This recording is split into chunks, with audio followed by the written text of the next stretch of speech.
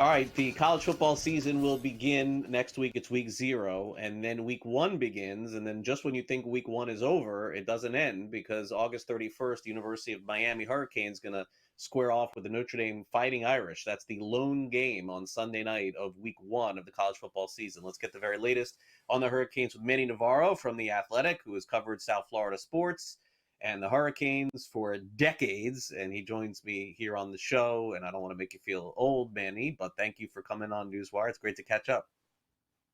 Great to catch up with you, Craig. And you don't need to make me feel old. I can see my gray beard in the reflection here, so I know I'm old.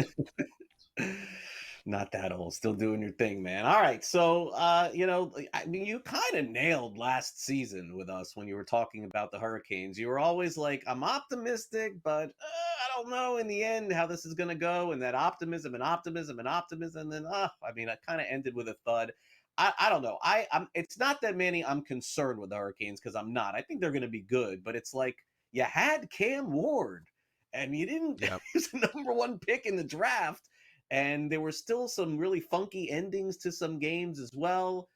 And I know Carson Beck is there, and he's made a lot of news in the offseason too. But I mean, look, like a lot of college programs, a pretty critical year, I think, for Miami coming. Yeah, this is year 4 for Mario Cristobal, and really at this point in time, you start to, if you're a recruit or you're somebody outside the program who's interested or invested in potentially getting involved with them, you're looking at this year as, hey, this better be the year you do something, right? You better make the college football playoff. You better win an ACC championship. You better do something, because you've had ample time now to build this roster and make it look the way you want it to look. And look, Carson Beck is not Cam Ward. Cam Ward was a special talent. I told you that on day 1 when I watched him in practice. It just felt different, the ball coming off his hand. But this team, it's going to look different. I think they could potentially be better because of what they brought in on defense. But still, you go into another year not really knowing if this is going to be the year for Mario as far as the breakthrough.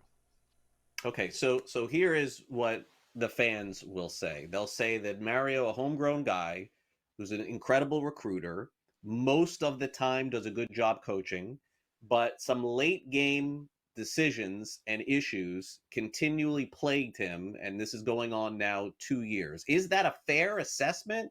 That has happened. His team has come back and won some big games where things didn't go right in the first 3 quarters too. I mean, those things are fair. It feels like Miami's played a lot of close games that they shouldn't have because they were big favorites, or shouldn't have been in, and they came back and won.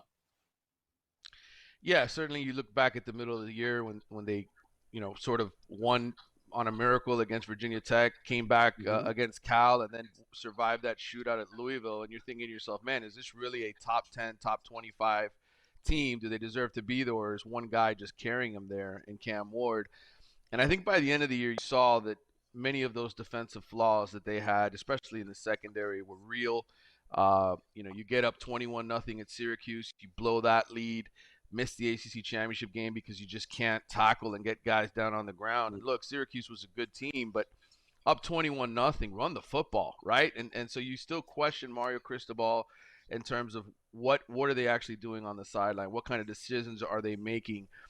No excuse for last year. Like you said, they had the #1 pick in the draft. They had an all-time great quarterback at the university there, and a really, really good offense, #1 in the country in terms of points and yards and all that stuff, and they still didn't get the job done. So you're right. This is a very important year for Mario Cristobal. I don't know whether or not to trust them on the road. But I think this is a 9 to 10 win team in terms of talent on paper. Yeah, and I think that's fair. I guess we would probably ask why Carson Beck, you think, Manny, left Georgia and why he picked Miami. He was really good at Georgia. He also had some down moments as well. Is there any insight to kind of where things are at with him? Because as you said, I don't think anybody could beat Cam Ward since Dorsey. I haven't seen anybody close, and I think he was better than Ken Dorsey. I mean, clearly without the same amount of talent. Where on that scale is Beck going into the year? Because Georgia's such a good program for him to leave and come to Miami.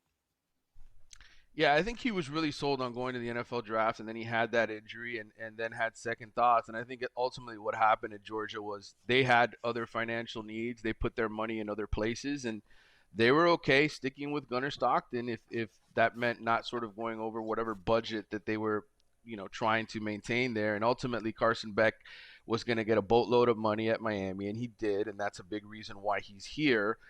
I also think he was intrigued by the fact that Cam Ward had so much success with this offense, with this offensive coordinator, Shannon Dawson. And so I think ultimately that's why he's here. I think he is a top 3 quarterback in the ACC. I think the only guys that are on his level are Cade Klubnik and Kevin Jennings, who's over at SMU. So I think he has the potential here to have a big year. But this is going to be a more balanced offense. I think Miami's going to run the ball more. They've got 4 starters back on the offensive line. The 5th guy that they brought in from TCU, James Brockermeyer, was a full-time starter for the Horned Frogs. So he's got a really good offensive line. He's got a good backfield, and the receiver room is young. And so I think this is going to be one of those where you're going to see a more balanced Miami approach and maybe not so many big numbers from Carson Beck.